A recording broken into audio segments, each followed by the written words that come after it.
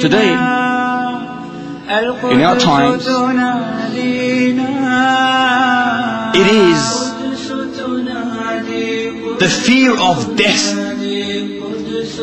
the fear of sacrificing your finger, your toe, a drop of blood, that is more honorable than anything else. Look at us, worldwide. Look at our current affairs. Look at our situation. Look at the people around us. We are the most humiliated nation on the face of this earth. With no doubt.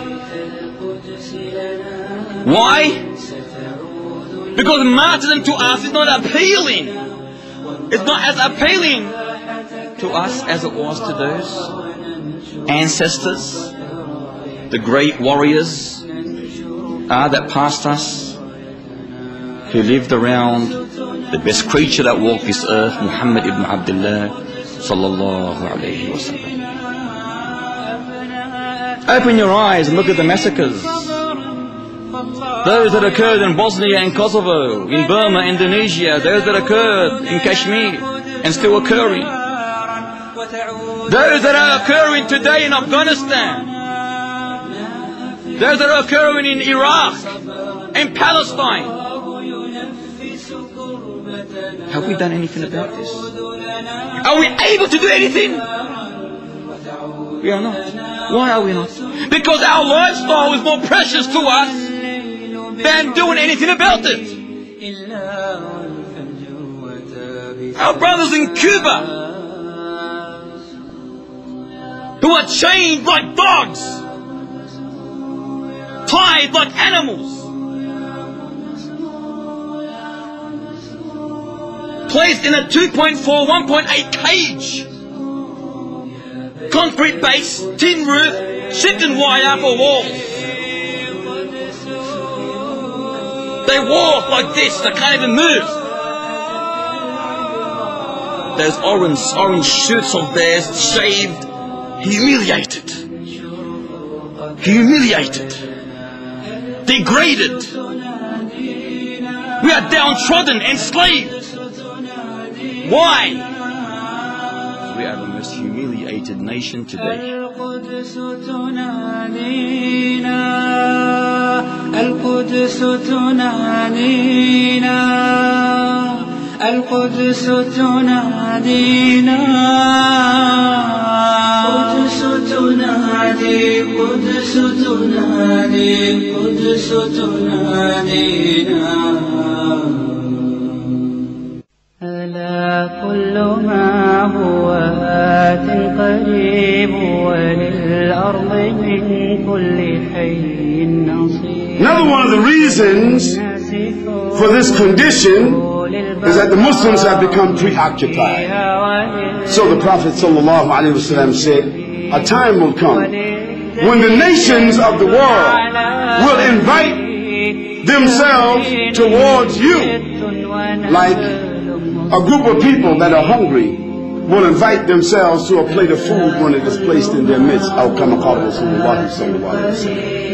The companions of the Prophet ﷺ were surprised, and they asked him, will this because at that time we will be in the minority? There will only be a few of us? This is how they were thinking.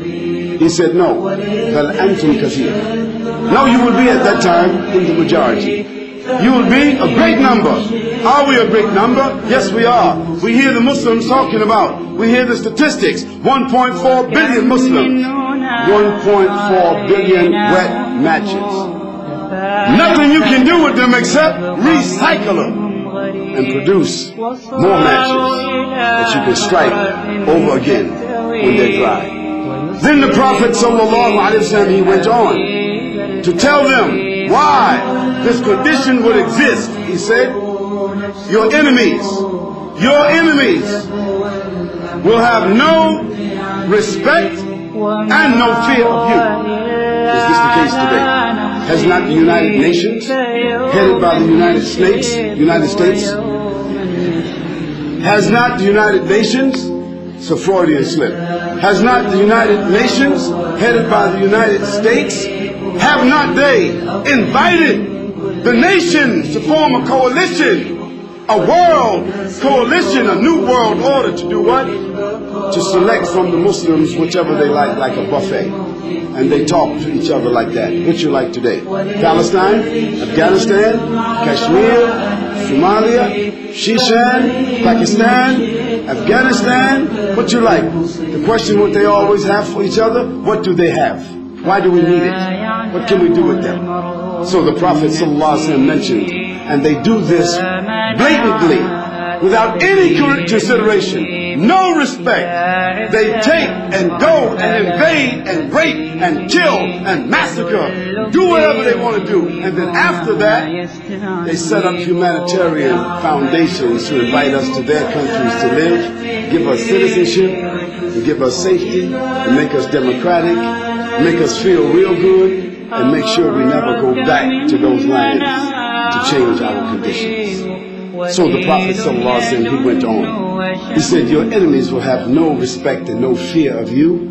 And you Muslims will be like Ghutha'is sail. You will be like the bubbles on the ocean when it goes to the shore and comes back. Bubbles, froth, foam, trash, scum means that no substance. You will have no substance. And Allah subhanahu wa ta'ala will strike something in your heart called wahin. These were Arabs. They didn't know what is meant by wahin. They asked him, Ya Rasulullah, what is that? He said to them, Hubb ad-dunya wa karahiyatul maut. Hubb ad-dunya means preoccupation, attachment, inordinate, attachment, preoccupation, involvement, being submerged in the dunya. Karahiyatul maut means hating death, but it means more than that. It means not wanting even to be wounded, not even wanting to be disturbed, not even wanting to be bothered. If it's going to lead to something like injury and maybe death, that means they have given up the idea of jihad. Preoccupation. وللناس حب لطول البقاء فيها وللموت فيهم دبيب وللدهر شد على أهله فبين مشرق ونبل مصيب وكم من أناس رأيناهم فانوا فلم يبق منهم غريب وصاروا إلى حفرة تحتوي ويسلم فيها الحبيب المرأة تعجبه نفسه فأعجب والأمر عندي عجيب وما هو إلا